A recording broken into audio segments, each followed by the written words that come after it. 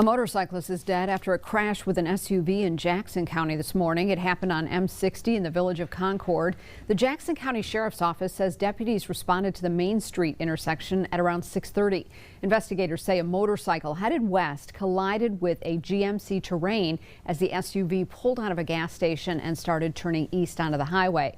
The rider, 34-year-old Jason Baker of Spring Arbor, was thrown from the bike and rushed to Henry Ford Jackson Hospital where he died. The sheriff's office says he was wearing a helmet and speed may have been a factor.